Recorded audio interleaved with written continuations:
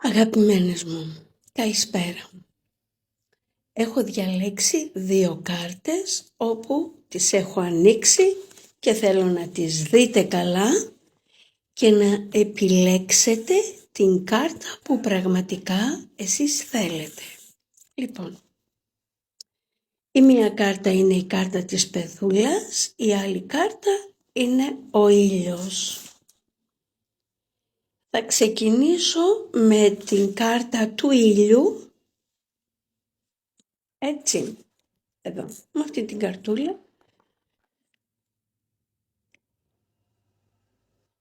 Είναι μια περίοδος όπου θα διώξει ό,τι σκοτάδι έχετε, ό,τι ταλαιπωρία έχετε από το συναισθηματικό σας.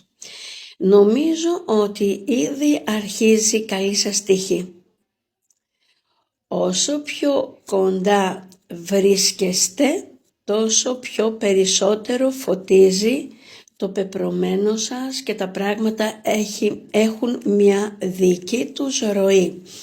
Απλά θα μπορούσα να πω το εξής: σαν ήλιος είναι αυτό που σας δίνει δύναμη, σας δίνει ερωτισμό, αγάπη, τρυφερότητα, αλλά και οικονομικά ωφέλη. Για εσάς που διαλέξατε την πεδούλα, βγάζω γονιμότητα, ακόμα και την απόκτηση παιδιού. Συνήθως εγώ λέω το εξής: όταν βγαίνει η πεδούλα, λέω ότι πολλά πράγματα, πρόσωπα και καταστάσεις παίζουν πάρα πολύ όμορφα.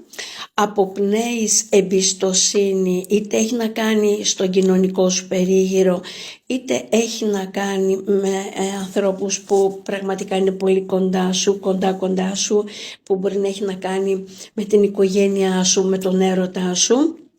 Βγάζω πολλούς γαμπρούς, μα πάρα πολλούς γαμπρούς, πρόσωπα, φλερτ, τα οποία πραγματικά είναι πάρα πολύ καλά για σένα.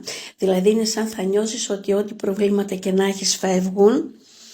Επίσης σημαίνει ότι υπάρχει μια φιλανθρωπία ή φιλευσπλαχνία από τη μεριά σου και μπορεί να κάνεις μια καλοσύνη.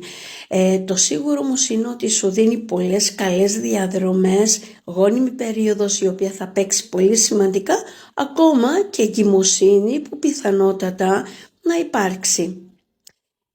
Αυτά τα λίγα για εσάς, σας εύχομαι καλό Σαββατοκύριακο.